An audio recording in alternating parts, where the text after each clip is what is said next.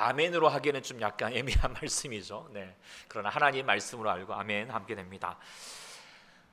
저희가 이제 이번 달부터 8월 달까지 이제 열왕기 상하, 열왕기 상 여러 왕들 킹스 영어로 돼 있죠. 네. 이제 묵상하게 됩니다.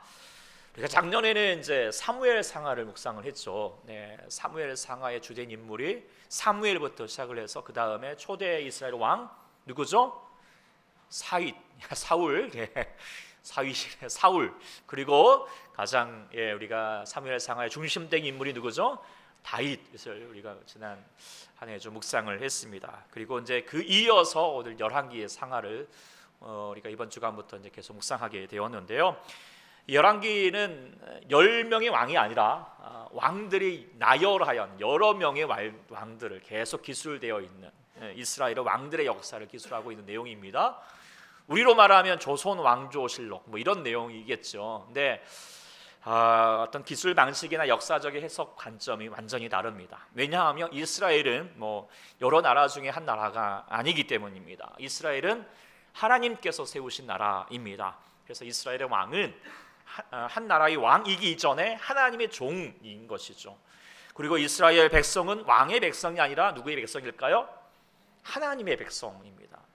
그렇기 때문에 그 나라의 지도자인 왕은 하나님의 말씀, 하나님의 뜻대로 다스리는 것이죠.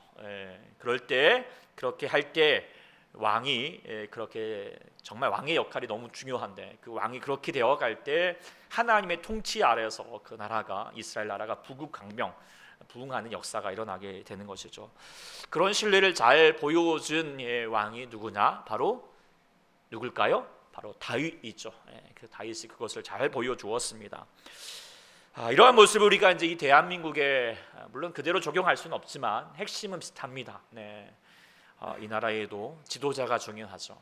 그 지도자를 위해서 기도하고 지도자가 국민과 또 하나님을 두려워할 수 있는 자가 될 수 있기를 또 우리에게 총선을 통하여서 또 그런 국회의원이 뽑힐 수 있기를 기도하는 저희가 되어야겠습니다. 그리고 나라뿐만 아니라 가정과 또 우리 모든 교회의 부흥의 길도 마찬가지입니다. 우리가 다시 한번 이 부흥의 길도 우리가 다시 열왕기 상하를 통하여서 다시 깨닫는 저희가 되어야 하겠습니다. 그런데 이제 열왕기 상하를 보고 있으면 이제 좀 사무엘 상하의 모습과 어떤 분위기가 좀 사뭇 달라지게 됩니다. 다윗 왕을 이어서 누구죠? 솔로몬이 이제 등극하게 되는데 물론 이제 다윗의 어떤 하나님을 향하여 또 잘 신실하게 섬겼던 그 모습의 역사가 이제 솔로몬에게 이어지지만 그 솔로몬이 끝은 또 하나님을 저버리게 되면서 나라가 갈라지게 되죠. 그러면서 남북으로 날라지게 되는데 북왕국 이스라엘은 결국에는 쇠퇴하더니 주전 722년에 아수르에게 멸망을 당하게 되고 남유다도 이제 한 150년 뒤에 약 주전 586년에 바벨론에게 망하게 되고 또 포로로 잡혀가게 되는 일을 하게 되죠. 그래서 보고 있으면 이제 이 사무엘 상하는 처음은 되게 사사시대로 되게 미약하였지만 나중에 다윗 시대가 되어서 어떻게 창대해졌습니다. 그런데 이 열왕기 상하는 뭐예요? 그 시작은 아주 창대하였지만 그 끝은 어때요? 아주 미약하게 되는 전혀 반대의 이제 이렇게 곡선을 그리게 되는 것이죠. 그러면서 이제 이 열왕기 상하에서도 이제 이 열왕기 하는 뭐냐면 이제 이 포로기 초기에 쓰여졌던 책이거든요. 이 포로기 초기에 이스라엘 백성들이 질문을 가졌던 거예요. 어떤 질문을 가졌는가? 우리가 하나님의 백성인데 하나님은 천지를 주관하시는 그 전능의 하나님이시는데 왜 이 백성이 이런 꼴을 당해야 되는가? 무엇보다도 하나님의 성전 예루살렘에 있었는데 그 성전이 완전히 파괴되어 버리는 이 상황이 참담한 상황을 목격을 하면서 도대체 하나님은 어디 계시는가? 왜 우리 이렇게 멸망을 당하는가? 그러면서 하나님에 대한 신앙과 자기의 정체성이 회의를 갖게 되는 것이죠. 이런 질문에 대해서 열왕기 기자가 답을 해주는 것입니다. 왜 망했느냐? 지금 우리 역사를 한번 봐봐라. 이거를 보고 있는 것이죠. 그러면서 다시 믿음과 정체성을 회복하기, 다시 심어주기 위해서 쓰여진 책이 바로 이 열왕기 상하입니다. 우리도 마찬가지로 질문을 가질 수 있잖아요. 우리도 또 신앙생활 살다 보면 늘 항상 흥한 것이 아니라 때로는 무너지기도 하고 여러 가지 어려움을 직면하게 되고 도대체 하나님 살아계시면 어디 있는가 이렇게 질문할 수 있는 순간이 올 수도 있을 터인데요. 이때 우리가 다시 한번 열왕기 상하를 묵상을 하면서 그 해답을 얻을 수 있는 시간이 되기를 또 축복합니다. 오늘 또 그 안에서 이제 오늘 본문 말씀을 묵상하게 됩니다. 오늘 말씀은 이제 큐티 본문에 의하면 금요일 본문과 또 오늘 주일 본문이 있죠. 네. 이 열왕기상 2장의 내용인데 열왕기 2장은 다윗 왕의 이제 마지막 삶의 내용입니다. 이제 죽을 날이 가까우면서 기력이 쇠해져 가면서 마지막으로 자신의 아들 솔로몬 왕으로 세워가면서 이제 유언을 남기죠. 그리고 솔로몬이 그 유언에 따라서 이제 즉위 초기에 여러 가지 조치들을 행한 내용이 이 2장에 기록되어 있습니다. 그 중에서도 1절부터 9절까지 보면은 다윗이 이제 유언으로 남기게 된 것인데 1절부터 4절까지는 먼저 하나님께 대하여 할 일, 그리고 5절부터 9절까지는 사람에 대해서 할 일을 얘기하고 있습니다. 자, 하나님께 대하여서 할 일은 무엇인가? 한마디로 말하면 우리가 이제 3절 말씀을 우리가 묵상하면 됩니다. 3절 같이 읽어보겠습니다. 3절 2장 3절입니다. 시작. 내 하나님 여호와의 명령을 지켜 그 길로 행하여 그 법률과 계명과 율례와 증거를 모세의 율법에 기록한 대로 지키라. 그리하면 내가 무엇을 하든지 형통할지라. 한마디로 말하면 하나님 말씀 잘 지켜라. 그러면 형통한다, 복 받는다. 이런 내용을 뭐라고 그러냐면 보통 신명기법이라고 합니다. 신명기에 기록되어 있는 대로 하나님께 순종하면 복을 받고 형통하고 불순종하면 저주를 받는다. 이런 걸 계속하여서 이제 전하게 되는데 이 다윗만 전한 것이 아니라 하나님 앞에서 훌륭하게 살아내었던 사람들, 예를 들어서 모세도 그렇죠, 여호수아도 또 뭐 사무엘도 오늘 이 다윗도 자기의 인생을 살아오면서 너무나도 깨달았던 말씀이죠. 야, 그렇지. 무엇보다도 우리의 삶이 형통할 수 있는 것은 하나님 말씀을 잘 듣고 순종하는 것이다. 그것을 또한 지금 후대에 있는 이 솔로몬에게 다시 전하고 있는 것이죠. 사랑하는 여러분에게도 이제 이런 삶이 될 수 있길, 하나님 앞에서 훌륭하게 살아가시다가 또 우리 자녀들에게 또 후손들에게 정말 자기의 삶에서 우러나는 마음으로 그들에게 정말 하나님 말씀을 잘 듣고 순종하자라고 하는 말씀을 전할 수 있는 훌륭한 사람이 될 수 있기를 축복합니다. 네. 그렇게 이제 귀한 말씀을 전했는데 이제 문제는 이제 5절부터입니다. 5절부터는 사람에 대하여서 행할 일들을 가르쳐 주고 있는데요. 그 사람에 대해서 할 일은 무엇이냐? 자신의 생애를 통하여서 아직 미결로 남겨져 있던 일들, 그리고 또한 이제 하나님의 나라를 더 세워가기 위해서 이 후대 지금 이 솔로몬이 행하기 위해서는 그 하나님 나라를 거슬려 가게 될 이 역신들을 처단하고, 그리고 다윗을 도와서 나라를 세웠던 공신들을 또한 예우하여라라고 하는 내용들을 내주고 있는데, 그 인물들 중에서 이제 핵심 인물 중에서 가장 핵심은 누구냐? 오늘 본문 얘기하게 되는 요압입니다. 그리고 요압에 대해서 뭐라고 얘기하는가? 오늘 이제 5절에 보면은 쭉 얘기하면서 마지막에 뭐라고 합니까? 그가 전쟁의 피를 자기 허리에 띵띠와 산의 발에 신의 신을 묻혔으니 내 지혜대로 그의 백발이 평안히 수월에 내려가지 못하게 하라. 한마디로 뭐 어떻게 하라는 거죠? 죽여라 라는 것입니다. 네. 한마디로 말하면 살생부입니다. 처단하라는 것이죠. 어떻게 다윗이 어떻게 성군이라고 우리가 말할 수 있는 인물이 이런 살생부를 말하기도 하고, 왜 또 다윗은 그 요압은 어떤 사람이기 때문에 이렇게 다윗에게 이렇게 살생부의 이름이 등기되어 가지고 이렇게 죽임을 당할 수밖에 없게 되었는가? 오늘 우리가 지금 살펴보고자 하는데, 사실 이제 우리가 요압은 이미 우리가 잘 알고 있는 내용일 수 있을 것입니다. 왜냐하면 사무엘 상하에서 많이 등장했던 인물이고, 그러니까 등장했던 그 요압을 생각을 해보면 왜 도대체 다윗이 이런 유언을 남기지? 고개를 갸우뚱할 수밖에 없게 되는 것이죠. 네. 왜냐하면 다윗은 정말 다윗이 이스라엘 왕으로 되기까지 여러 가지 험난한 시간들을 겪었고 도피하는 시간도 가졌고, 또 다윗이 왕이 되어서도 여러 가지 많은 전쟁들을 치렀는데, 그때 늘 항상 함께하고 측근에서 자기를 보좌해주고 도와줬던 사람이 누구냐? 바로 요압이었거든요. 네. 그런데 지금 솔로몬에게 말하기 유언했던 처단해야 될 인물이 요압으로 거명하고 있다는 것이 왜 이런가? 오늘 이제 요압의 삶에 대해서 조금 우리가 성경을 통하여 좀 살펴보고자 합니다. 먼저 요압이라고 하는 뜻은 뭐냐면 여호와는 아버지시다라고 하는 이제 신앙의 가문이겠죠. 당연히 뭐 다 그러겠지만 그 이스라엘이 특별히 더 신앙의 가문입니다. 어떤 가문이냐? 바로 다윗의 가문입니다. 다윗과 가까운 친척입니다. 바로 말하면 이 요압은 다윗의 누나였던 수르야라고 하는 누나의 아들입니다. 그러니까 이 다윗에게는 요압이 어떤 관계입니까? 조카이죠. 그러니까 아시다시피 아들은 총 8명이었잖아요. 다윗의 형제들이 8형제였는데 그 중에 다윗이 막내였으니까 그 형들만 있는 것이 아니라 누나들도 있었습니다. 이세에는 아주 자녀들이 많았던 것 같아요. 그래서 그 누나의 아들이니까 이제 아무래도 나이 차이가 있고 그렇게 했는데 어쨌든 넘어가고요. 어쨌든 솔로몬에게도 어쩌면 사촌이죠, 사촌. 네. 그리고 이제 다윗이 뭐 우리가 잘 아는 것처럼 그가 사울에게 억울하게 쫓김을 당하고 뭐 여러 가지 나라를 온 나라를 헤매면서 돌아다닐 수밖에 없는 그런 도피 생활 가운데에서 다윗을 가까이에서 좋았고 또 왕이 오를 때까지 공로를 세웠던, 그래서 그의 형제들 아비새와 아사엘과 더불어서 어쩌면 이스라엘 개국 1등 공신입니다.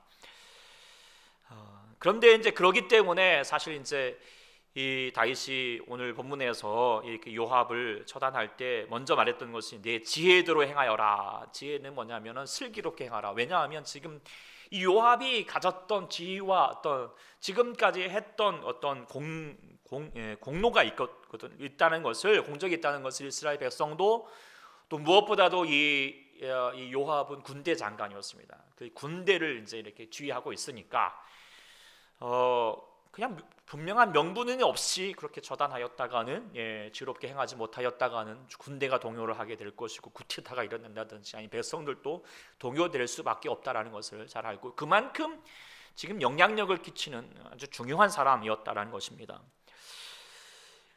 그래서 우리가 사무엘 상하를 통하여서 정말 이 요압이 행하였던 정말 귀한 모습들을 우리가 볼 수 있게 되는데요.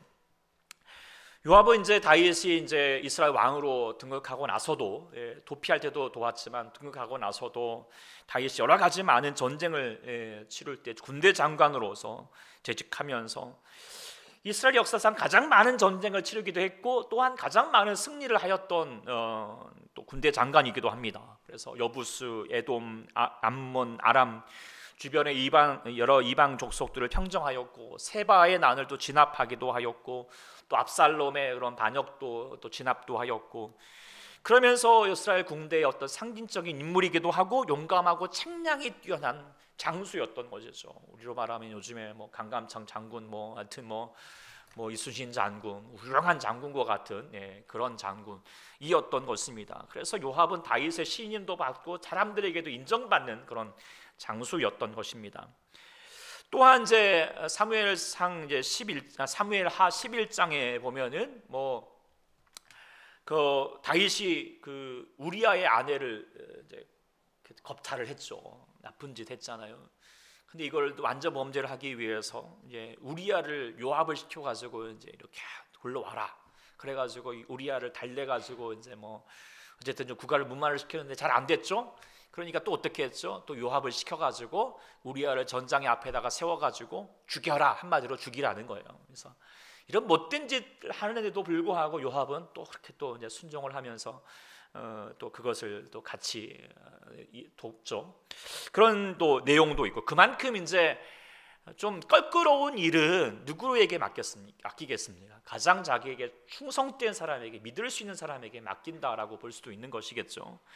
또 사무엘 14장에 보면은 또 이제 요압의 압살롬이 그의 이제 아들이었는데, 우리가 잘 아는 것처럼 원래 그 압살롬의 형 암논이 있는데 이 암논이 하여튼 못된 놈이죠. 이 자기 이복 동생이었던, 그리고 이 압살롬의 친누 동생이었던 다마를 겁탈을 하죠. 그러면서 이제 이 압살롬이 열받아 가지고 이 암논을 죽입니다. 그러고 나니까 아버지가 노해 가지고 너 그렇게 이제 소위 말하는 유배를 보내버리게 됩니다. 그때 그렇지만 여전히 아빠의 아버지 이 다윗의 마음은 압살롬에게 이렇게 마음을 향하고 있는 것을 누구보다도 누가 눈치를 채고 있느냐? 요압이 잘 알고 있는 거예요. 가까이 있으니까. 그러면서 이 요압이 중재자로 나서면서 여러 가지 많은 또 지혜를 가져가지고 이제 이렇게 요압과 다윗과 압살롬을 이제 이렇게 화해할 수 있도록 길을 열어줬던 인물이 또한 요압이기도 합니다. 그리고 사무엘자 24장에 보면은 다윗이 이 마지막 말년에 인구 조사를 하려고 그래요. 뭐 인구 조사할 수 있겠지라고 하겠지만 그 마음이 뭐냐면 내가 이만큼 태평성들이 이루었지 그러면서 약간 교만한 마음이었던 거예요. 그래서 이런 것에 대하여서 누구도 이제 반문을 하지 못하고 있을 때 요압이 나서서 등장을 합니다. 그러면서 이거 하나님 보시기에 옳지 않다. 어찌하여서 이런 일을 기뻐하십니까? 라고 그렇게 어찌 보면은 이제 직언을 하였습니다.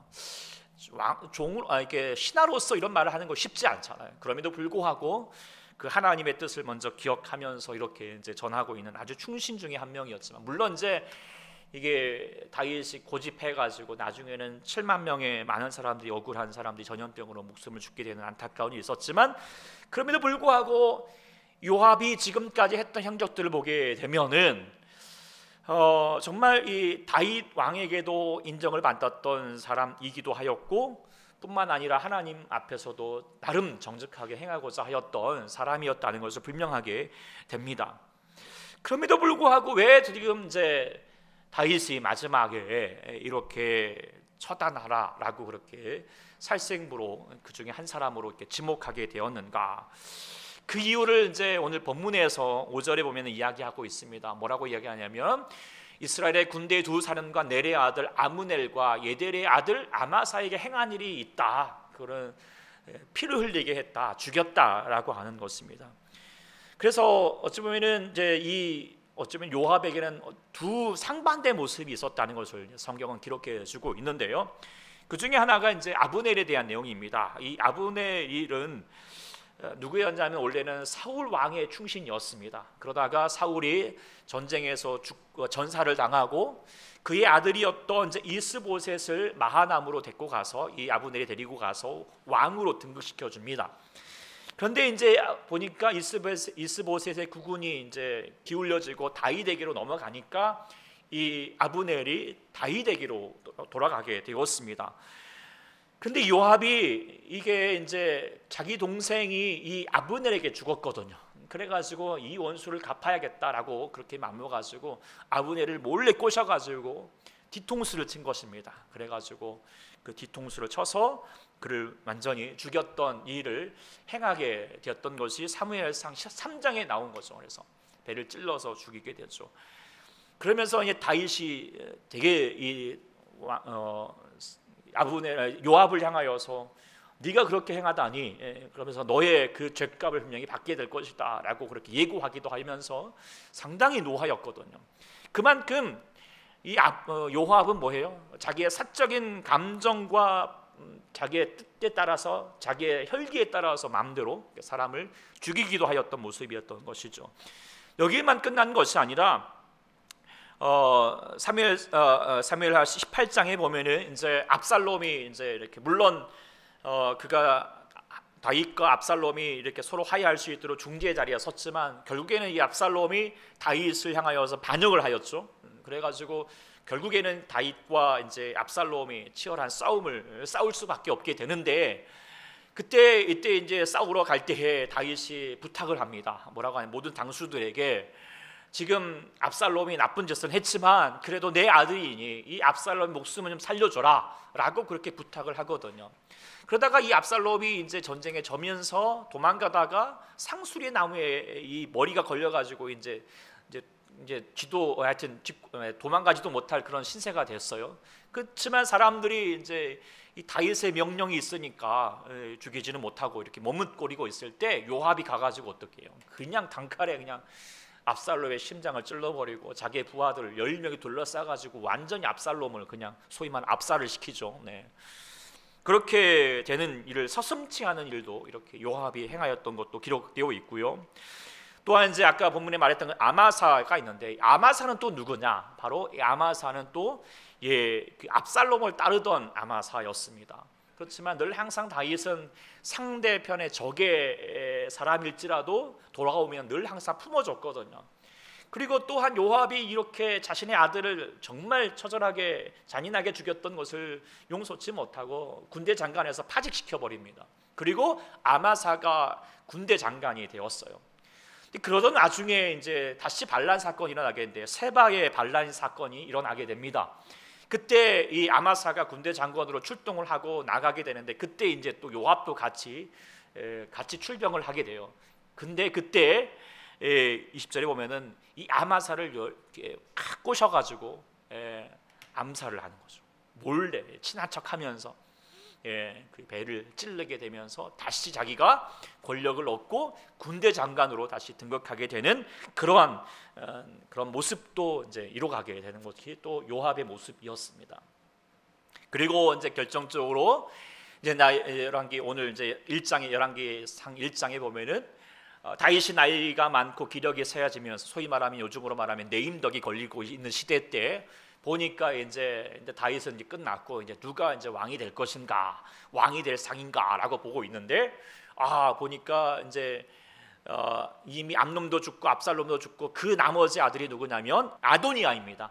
이 아도니아가 왕이 될 만한 사람인 것 같거든요. 힘도 있고 뭐 재력도 있고 군대들도 많이 동원도 하고. 그러니까 이 요압도 그래, 내가 아도니아 줄에 서야겠다. 그래가지고 아도니아를 도와서 다윗이 제가 하지도 않았는데, 다윗의 뜻도 없는데도 불구하고 마음대로 이 아도니아를 왕으로 이렇게 등극하는 스스로의 잔치를 이제 벌이게 되는 일이 생기게 되었던 것이죠.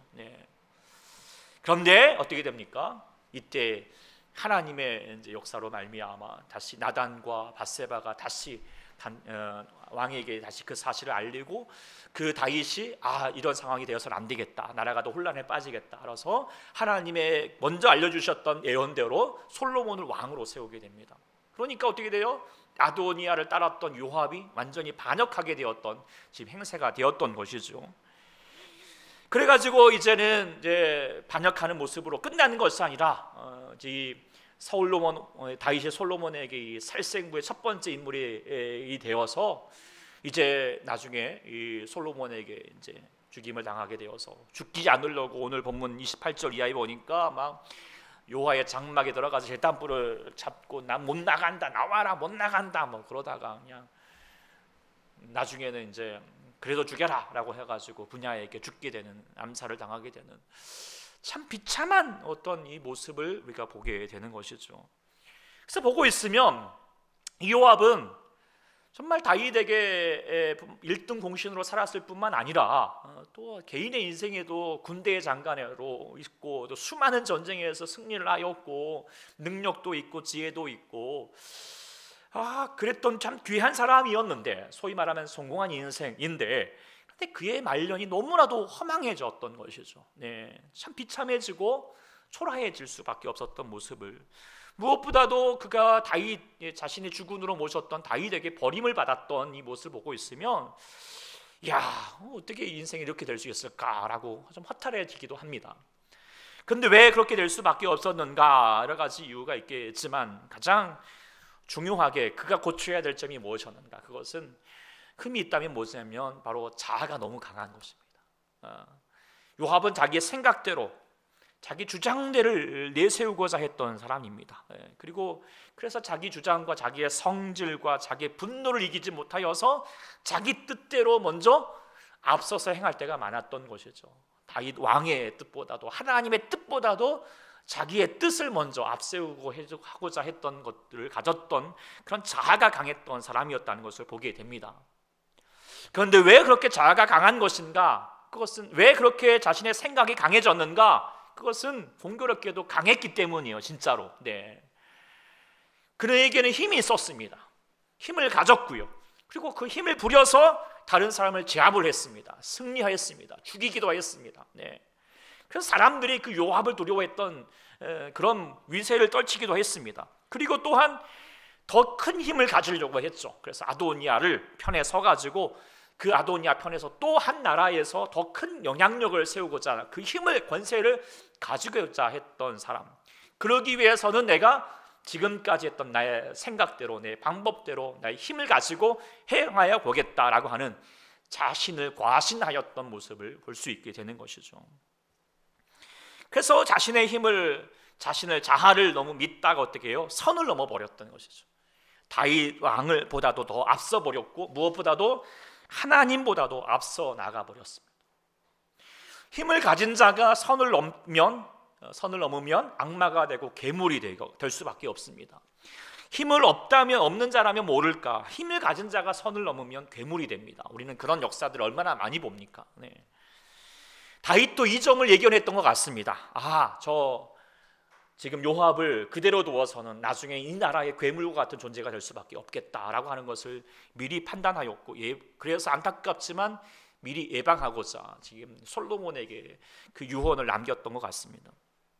그래서 요압의 생애를 보게 되면은 정말 성공한 인생이었지만 그 뜻이 허망하였을 수밖에 없었던 것은 결국은 하나님보다도 자기가 먼저 앞서 나가였던 그 선을 넘었던 그 교만 때문이었다는 것이죠. 그래서 참으로 안타까운 인생, 허망한 인생이 될 수밖에 없었다는 것인데요. 그런데 이런 요압의 모습이 수많은 사람들에게 반복되고 있다라고 하는 거예요.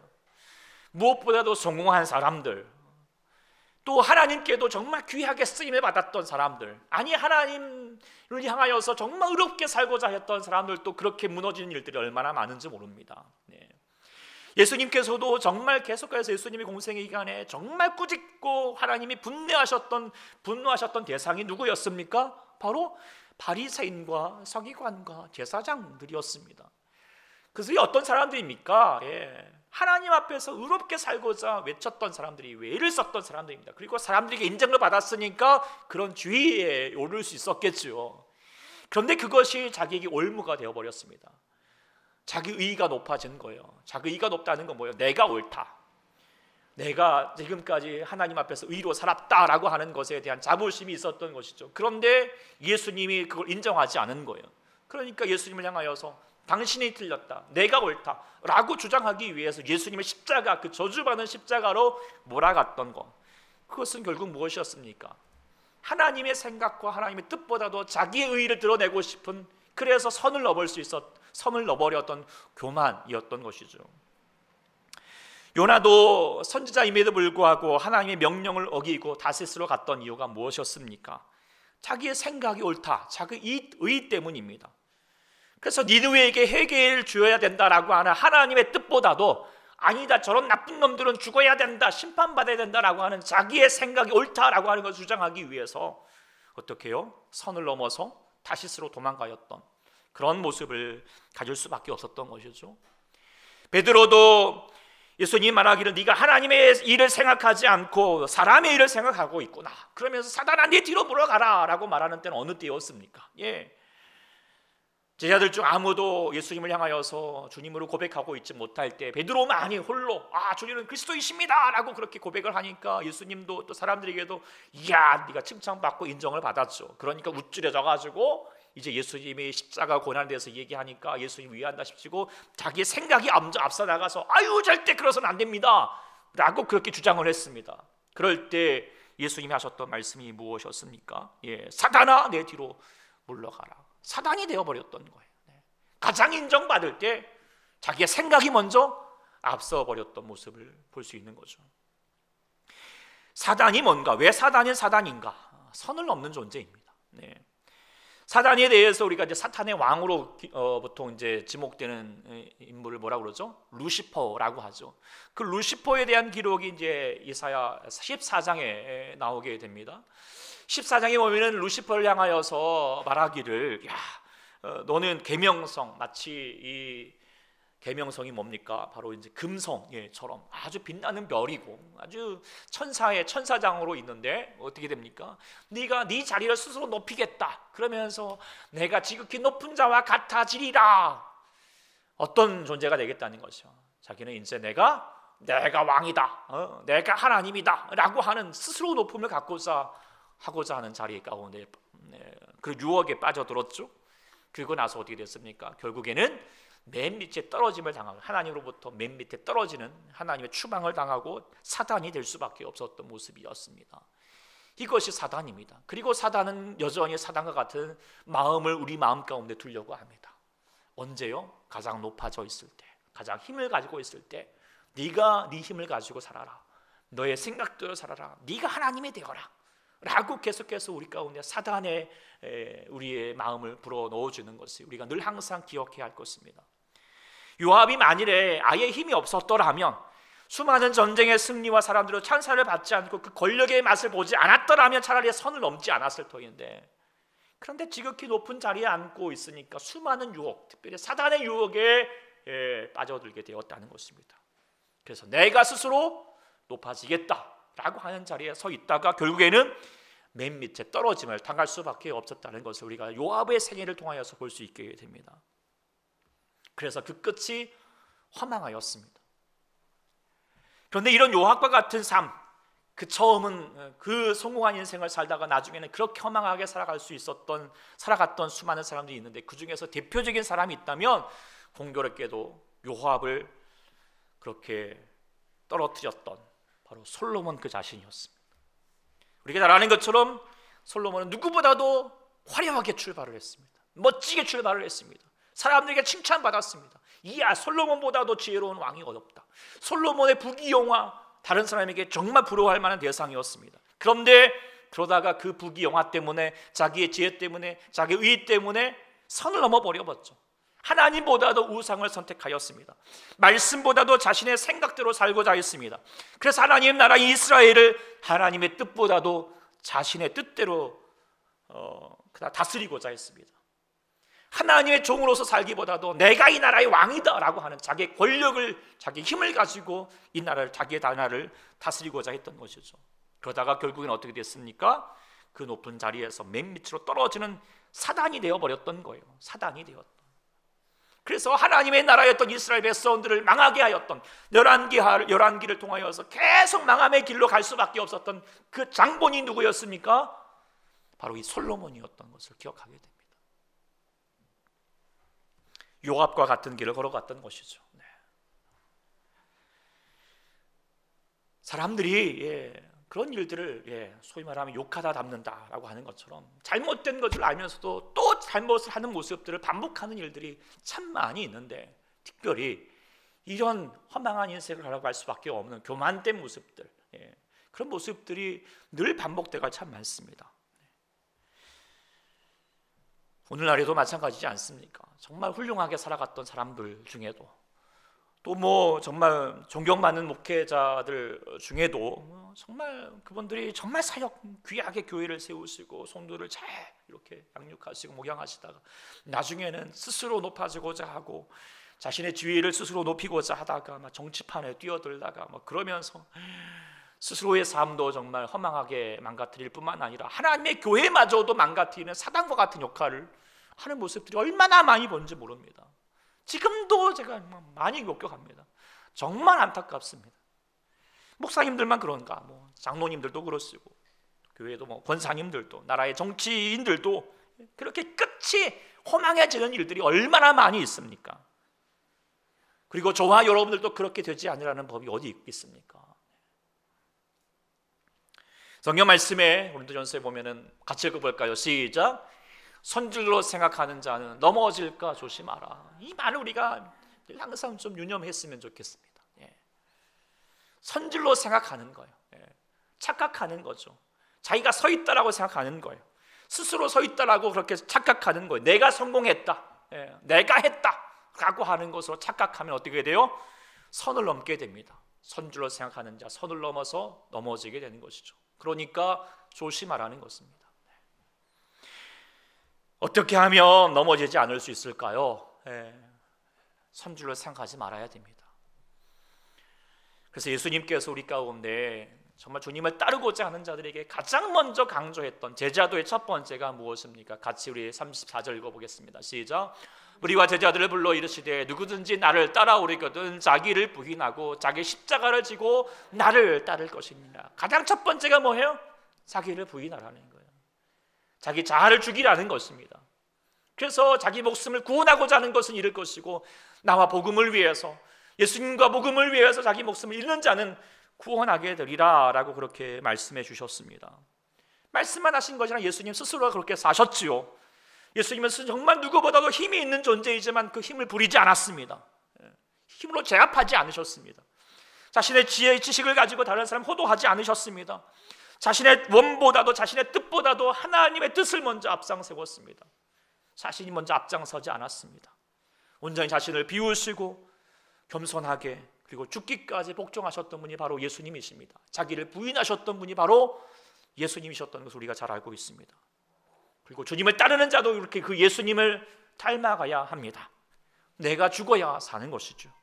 내가 내 자신을 겸손히 하는 훈련을 받지 않는다면, 자신을 부인하는 삶을 우리가 다시 한번 살아내지 못하면 우리는 쓰임받고도 버림받을 수 있다는 것을 우리가 명심해야 할 것입니다. 우리가 하나님을 섬기는 헌신이나 봉사도 이와 같다는 것입니다. 내 생각과 내 판단대로 하나님을 섬겨서는 안 될 것입니다. 하나님이 요구하시고 소망하시는 그 뜻을 우리가 잘 묵상하고 내 뜻이 먼저 앞서가지 않도록 먼저 기도하시고 먼저 하나님의 뜻을 묵상하셔서 하나님의 뜻에 먼저 묵상하고 나갈 수 있는 우리 모두가 될 수 있기를 소망합니다. 그러기 위해서는 우리 늘 항상 겸손해야 합니다. 어거스틴, 그가 정말 제자들이 와가지고 그리스도인으로서 살아가기 위해서 가장 중요하게 여겨야 될 첫 번째 덕목이 무엇입니까? 라고 물을 때 어거스틴이 말했던 대답이 첫 번째는 겸손이다 라고 말했어요. 아, 그렇습니까? 그렇다면 두 번째 덕목은 무엇입니까? 두 번째 덕목도 겸손이다. 그러면 세 번째 덕목은 무엇입니까? 뭐라고 대답했을까요? 겸손이다. 첫째도 겸손, 두 번째도 겸손, 세 번째도 겸손이다. 이게 하나님의 귀한 삶을 살아가는 사람들이 가져야 될 가장 중요한 자세라고 하는 것을 기억합니다. 여러분은 겸손하십니까? 애매하죠. 겸손합니다 라고 말하면 겸손하지 않은 것 같고, 겸손하지 않아요 그러면 정말 또 겸손하지 않을 수도 있겠죠. 쉽지 않습니다. 겸손하다라고 하는 것이 생각만큼 쉽지가 않은 것 같아요. 그래서 늘 항상 점검해야 됩니다. 지금 내가 혹시 겸손하고 있는 것인가? 한번 점검해 보십시오. 자기의 삶에서 자기의 생각과 자기의 주장이 계속 주장하고자 하는가? 다른 사람을 판단하고 자기의 생각을 관철시키려고 하는가? 그러면서 막 말이 많아지고 있고, 그러고 있다면 어떻게 해요? 조심해야 합니다. 내가 선주로 착각하는 거예요. 내가 교만해지고 있다라고 하는 것이겠죠. 때로는 내가 다른 사람에게 무시를 받은 것 같을 때, 그럴 때는 괜히 열받고 막 화가 나고 섭섭해지고, 그러면 또 우리는 겸손해야 합니다. 우리 조심해야 합니다. 내가 지금 교만하고 있다는 증거거든. 하나님의 사람은요, 누군가 자신을 무시해도요, 그게 마음 쓰이지 않은 거예요. 그리고 더 말할 수 있어야 될 것 같습니다. 그렇습니다. 맞습니다. 제가 부족합니다. 제가 미련합니다. 제가 실수 많습니다. 인정하는 거예요. 죄송합니다. 여러분 어떻습니까? 그런 말씀 쉽게 하십니까? 아니면 절대 나는 미안하단 말 안 합니다. 내가 잘못 안 해. 잘못했어도 나는 잘못 안 했어. 이렇게 주장하고 가십니까? 우리는 겸손해야 합니다. 다른 사람을 배우고자 하시고 섬기는 사람이 되고 무엇보다 자아를 죽이는 자가 되어야 합니다. 아내에게도 남편에게도 겸손하십시오. 자녀에게도 겸손하십시오. 손 아래 사람들에게도 특히 더 겸손하십시오. 힘 부리지 마시고, 주의 부리지 마시고, 존대에도 좀 써주시고, 겸손한 자가 될 수 있기를 소망합니다.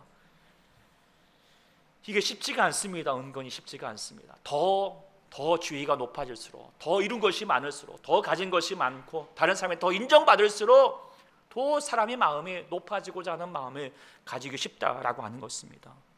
그러나 이 모든 것을 겸손하게 가능케 하시는 것은 바로 십자가 예수를 바라볼 때입니다. 십자가 앞에 나아가는 우리는 다 연약한 사람입니다. 우리는 다 죄인입니다. 다 부족한 사람이 되지 않습니까? 그래서 우리는 십자가 앞에서는 고백할 수밖에 없습니다. 모든 것이 다 은혜입니다. 나의 나된 것은 오직 하나님의 은혜입니다 라고 고백할 수 있는 자가 될 수 있는 것 아니겠습니까? 그래서 우리는 더욱더 주님보다, 주의 말씀보다, 기도보다 앞서지 않은 자가 되기를, 그래서 온전히 먼저 무릎 꿇고 먼저 하나님의 뜻에 먼저 묵상하며 나가는 자가 되어갈 때, 겸손하게 끝까지 나아가게 되면 하나님께서 겸손한 자를 높이십니다. 때가 되면 낮아지는 자, 섬기는 자를 높여주실 줄 믿습니다. 부활의 메시지가 무엇입니까? 부활의 메시지, 그것은 딱 이겁니다. 당신 십자가로 죽으면 하나님께서 당신을 살리신다. 십자가로 죽으면 하나님께서 때가 될 때 하나님께서 살리실 것입니다. 그 이름을 높여주실 것입니다. 그것이 바로 예수님을 통하여서 이루셨던 것이고, 하나님을 따르는 사람들, 주님 아버지 앞에 겸손하게 주의 뜻을 행하는 자에게 이루실 하나님의 역사인 줄 믿습니다. 그렇기 때문에 우리 모두 겸손합시다. 그래서 오직 먼저 기도보다, 성령보다, 하나님 말씀보다 앞서지 않도록 주님 앞에 먼저 무릎 꿇고, 하나님 앞에도 또한 우리가 사람들 앞에서도 겸손히 행할 수 있는 주의 사람이 되어서 지금도 훌륭하시지만 여러분의 끝도 훌륭할 수 있기를 간절히 축원합니다. 아멘. 기도하겠습니다. 주 하나님 아버지, 오늘도 주께서 우리 가운데 주의 은혜로 말미암아 나 같은 죄인을 십자가 위에서 죽으시고 살아나심으로 말미암아 주의 자녀 되게 하시고 주의 귀한 삶을 살게 해주셨던 주의 은혜가 있사온데, 우리는 때로는 내가 하였던 그 모든 것 때문에 내 스스로 내가 한 것처럼 선주로 착각하여서 나의 힘을 갖추려고, 나의 힘대로 살려고, 나의 주장대로 행하려고, 나의 생각대로 행하려고 주님보다 앞서 나가고 그 선을 넘는 교만된 모습이 있음을 주님 아버지 앞에 고백하게 됩니다.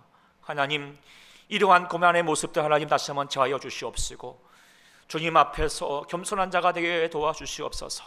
먼저 무릎 꿇는 자가 되게 도와주시고, 그리고 다른 사람에게도 예수님처럼 섬김을 받으려 하는 것이나 도리어 섬기려 하고 다른 사람을 위해서 다시 한번 내어주고 섬기고 봉사하고 다시 한번 주의 뜻을 나타낼 수 있는 주님의 귀한 일꾼을 될 수 있도록 역사하여 주시옵소서. 그를 통하여서 아버지께서 그 영광을 다시 한번 받아주시고, 그래서 그의 삶 가운데 주의 뜻을 이루어 주시기를 간절히 원하옵나이다. 초대교회가 그런 하나님의 사람들 될 수 있게 하여 주시고, 주의 뜻이 우리 가운데 통하여서 나타날 수 있기를 인도하여 주시옵소서. 간구하며 예수님의 이름으로 간절히 기도하옵나이다. 아멘.